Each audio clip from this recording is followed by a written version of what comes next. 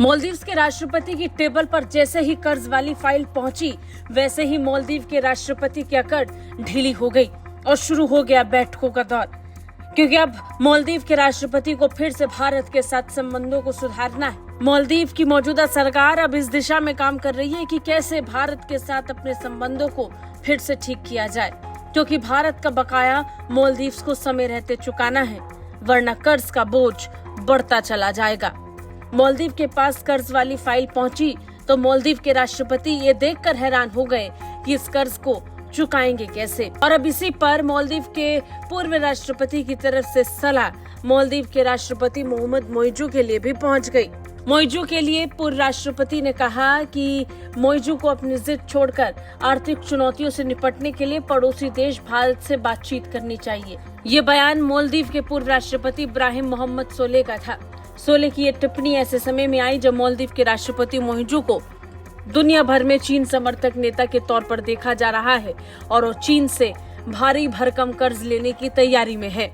इब्राहिम सोलेह ने भारत से मालदीव को कर्ज चुकाने के लिए कुछ राहत देने की अपील भी की। सोलेह ने आगे कहा कि मैंने मीडिया रिपोर्ट्स में देखा है जिससे पता चलता है कि मोइजू कर्ज की रिस्ट्रक्चरिंग के लिए भारत से बात करना चाहते हैं। बता दें, सितंबर 2023 में हुए राष्ट्रपति चुनाव में मोइजू ने सोलेह को हरा दिया था।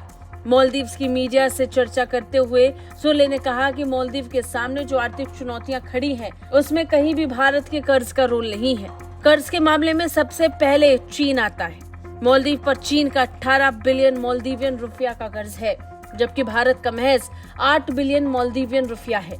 भारत के मामले में मालदीव को 25 साल के अंदर भुगतान करना है। हालांकि मुझे लगता है कि हमारे पड़ोसी हमारी मदद करेंगे, लेकिन इसके लिए हमें जिद छोड़नी होगी और बातचीत करनी होगी। ऐसी कई पार्टियां हैं जो हमारी मदद कर सकती हैं, लेकिन मोइजू समझौता ही नहीं करना चाहते। पूर्व राष्ट्रपति ने स्पष्ट तौर पर कहा कि यहाँ जरूरी है कि मोइजू अब रिस्ट्रक्चरिंग को तेजी से तेज करे। पूर्व राष्ट्रपति ने आगे ये भी कहा कि सरकार जनता को धोखा दे रही है। एमडीपी सरकार के समय शुरू की गई परियोजनाओं को दोबारा शुरू कर रही है। उन्होंने भारत के सैन्य कर्मियों को लेकर के भी बयान दिया। सोलेह ने मालदीव में मानवीय चिकित्सा निकासी के लिए उपयोग किए जाने वाले 3 विमानन प्लेटफॉर्म पर तैनात 88 भारतीय सैन्य कर्मियों को 10 मई तक पूरी तरह से वापस बुलाने की मांग की है। बता दें, भारत और मालदीव के बीच विवाद तब बढ़ गया जब मालदीव ने भारत के सैन्य कर्मियों को वापस भारत भेजने के लिए कहा था और एक तय तारीख के साथ कड़ा रुख अपनाया था। इसके साथ ही मालदीव के राष्ट्रपति चीन के दौरे पर पहुंचे, तकरीबन 20 MOU साइन किए, जिसका अब तक कोई सार्वजनिक जिक्र भी नहीं हुआ। तुर्की से आए ड्रोन भी मालदीव के भारत के खिलाफ मोर्चे को दिखाने के लिए काफी था। मालदीव ने पिछले कुछ महीनों में भारत के खिलाफ बहुत कुछ कर लिया है और अब भारत से मदद की उम्मीद के बीच मोइजू को बहुत काम करना है, जिसमें उसे सबसे पहले भारत को मनाना होगा। ब्यूरो रिपोर्ट, भारत तक।